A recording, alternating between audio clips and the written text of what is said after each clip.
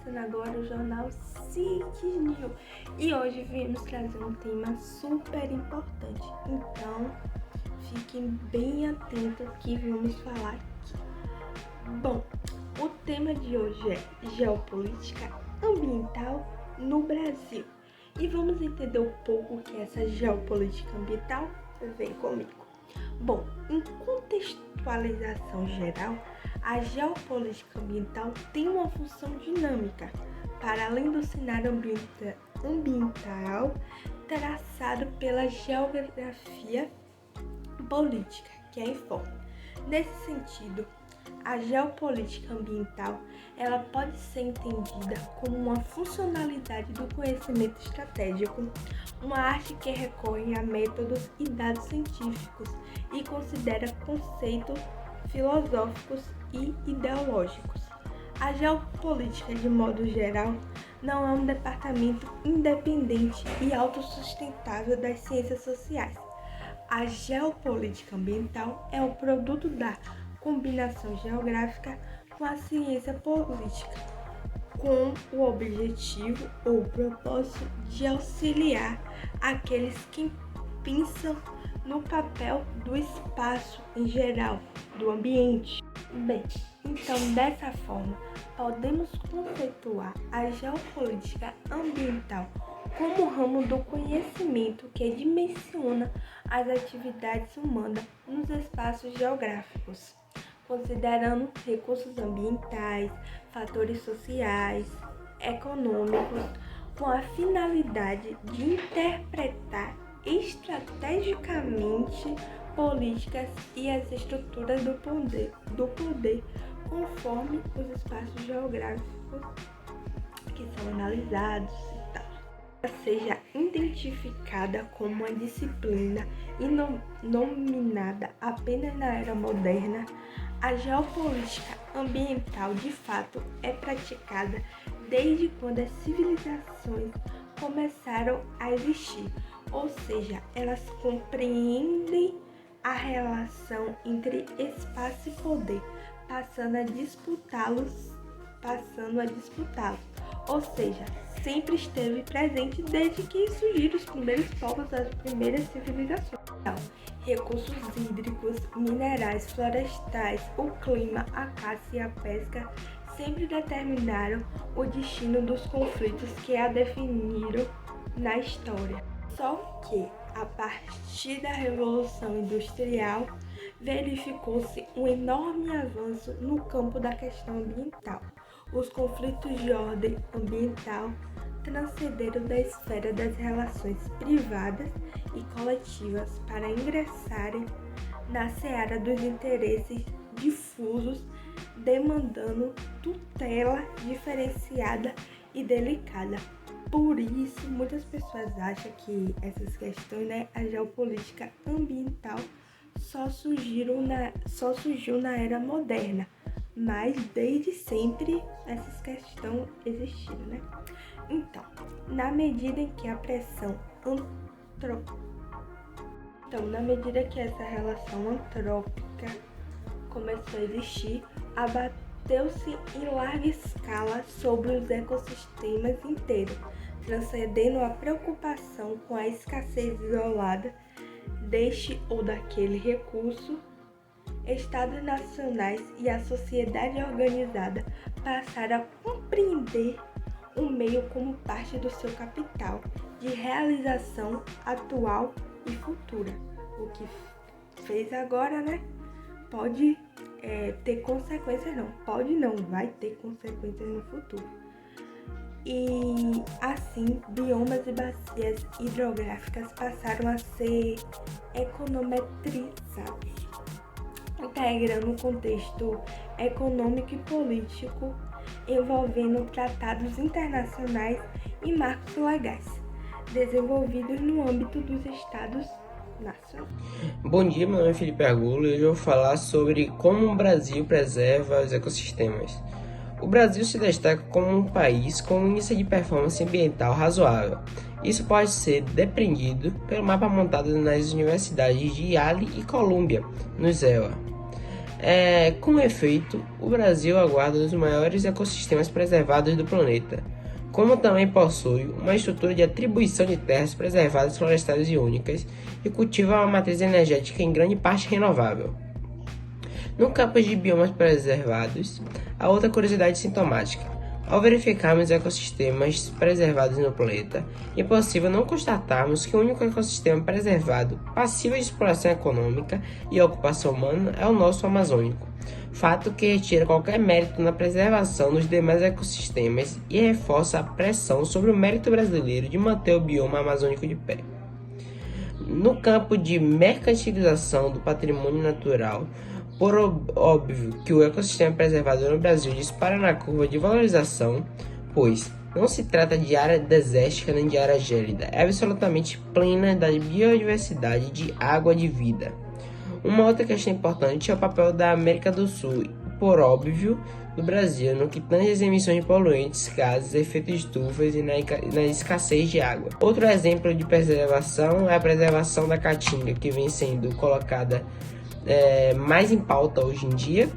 Por exemplo, a volta das ararinhas azuis para a caatinga, que na última semana nasceram os primeiros filhotes de ararinhas azuis, e outros tipos de preservação, como a do Pantanal, tendo campanhas contra a mineração, contra os garimpeiros e também contra os criadores de gados, que estão cada vez mais desmatando o Pantanal, tirando habitat de jacarés, de diversos outros animais.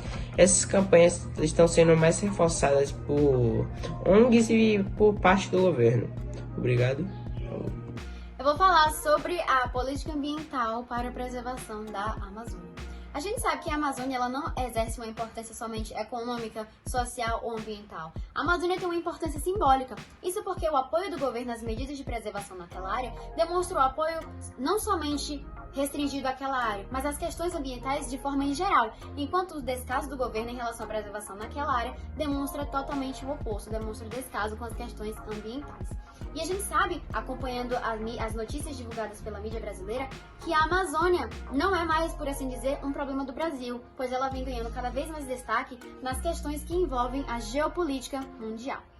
Bom, entre 2019 e entre 2020, o Brasil registrou recorde nas taxas de alerta de desmatamento e no desmatamento em si. Esses recordes, essas taxas, esses dados obtidos foram os mais altos desde 2008 e eles representam a perda de cerca de 1 milhão de hectares em 12 meses, ou seja, o Brasil perdeu para o desmatamento cerca de 1 milhão de hectares em um ano.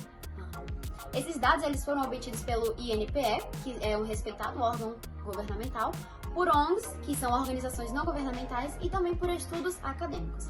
Entretanto, apesar do INPE ser um respeitado órgão governamental, o governo federal vem contestando esses dados e descredibilizou os resultados obtidos e tentou, através de medidas e pronunciamentos públicos, minimizar o problema. Ele afrouxou medidas, de preservação ambiental, ele afrouxou as multas para crimes cometidos em relação à preservação ambiental, ele atacou ONGs, ele demonstrou apoio às legislações que favorecem a anistia para crimes ambientais cometidos e o governo federal também favoreceu a grilagem das terras da Amazônia. Eu sou Carlos Eduardo e hoje falaremos sobre legislação ambiental. A legislação ambiental consiste em um conjunto de leis e decretos e resoluções ambientais que tem como objetivo estabelecer a regra para o funcionamento de uma empresa ou qualquer outro estabelecimento de acordo com a preservação ambiental e também com as regras para a boa conduta dos cidadãos em relação ao meio ambiente. Ou seja, a legislação ambiental brasileira deve ser cumprida pelas empresas e pela sociedade. As leis ambientais têm o intuito de evitar os efeitos maléficos contra a natureza e contra os animais.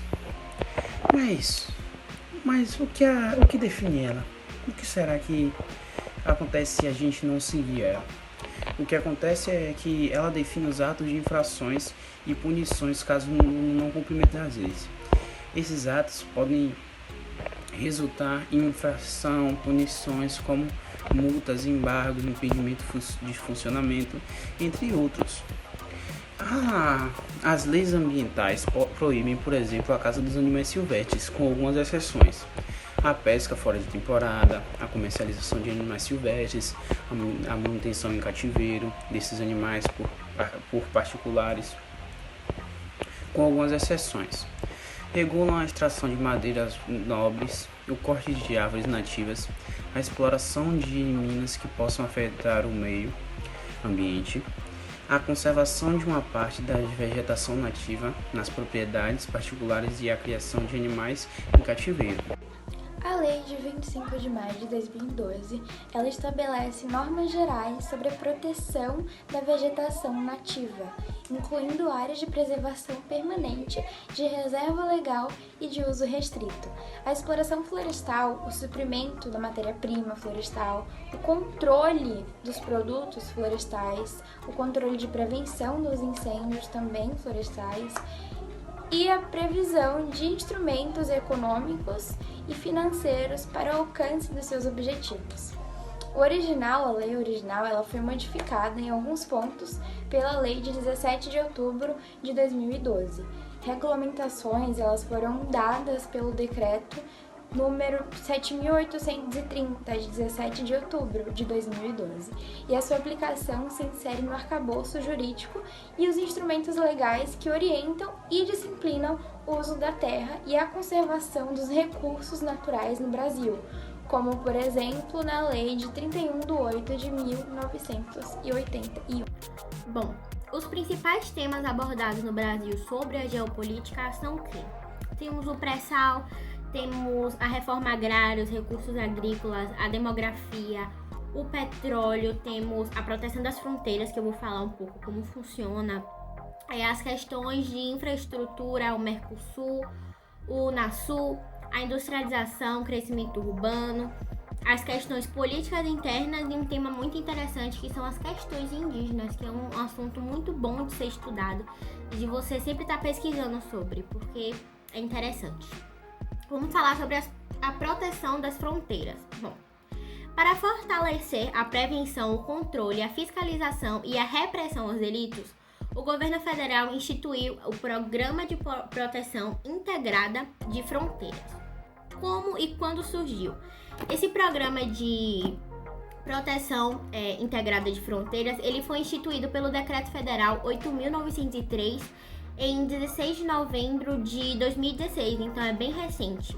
Eu vou falar uma das diretrizes que essa proteção, busca, que é a atuação integrada e coordenada dos órgãos de segurança públicas, dos órgãos de inteligência da Secretaria da Receita Federal do Brasil, do Ministério da Fazenda e do Estado-Maior, que são os conjuntos das Forças Armadas, nos termos da legislação vigente. Também eu vou falar 2 objetivos que essa proteção tem. É integrar e articular ações de segurança públicas, de inteligência e de controle aduaneiro e das Forças Armadas com as ações dos estados e municípios situados na faixa da fronteira, incluindo suas águas internas e as costas marítimas. E também integrar e articular com países vizinhos as ações previstas no inciso, ou seja, a fronteira tem ligação com outro país, então todas tem que ter um comum acordo para tudo que for feito, o outro país também saber o que vai acontecer, né? Vamos falar agora sobre as questões indígenas, que é um assunto muito bom de ser tratado. Em 1992, foi a primeira vez que o Instituto Brasileiro de Geografia e Estatística, que é mais conhecido como IBGE, ele incluiu a categoria indígena como uma raça. Nesse censo, 294 mil pessoas se autodeclararam indígenas, que é cerca de 0,2% da população brasileira. Então, querendo ou não, é recente isso, né? Em 2010, o IBGE ele incluiu a língua e a localização desses povos. Nesse censo mais recente, o Brasil totalizou 896,9 mil pessoas indígenas, distribuídas em 305 etnias e 214 línguas, uma das maiores diversidades do mundo. E é incrível ver isso, né? Porque tem vários tipos de indígenas e cada um com culturas, crenças, hábitos e idiomas diferentes. É muito legal de ver, porque, querendo ou não, são da mesma raça, mas com línguas diferentes. É muito legal ver isso. E mais de 70% dessa população, ela concentra-se na região norte, principalmente lá na Amazônia, que é o local que tem mais indígenas, né? A maioria, que é questão de 63,8%, moram em áreas rurais e 36,2% em áreas urbanas. Atualmente são cerca de 700 terras indígenas oficialmente reconhecidas, 13,8% do território brasileiro, onde moram 57,7% dos indígenas. Então essa questão indígena é muito massa de ser estudada, porque como eu falei, são da mesma raça, mas com culturas totalmente diferentes, hábitos, línguas, é incrível de ser estudado. Bom, ficamos aqui com o nosso trabalho, espero que vocês tenham gostado e aprendido bastante.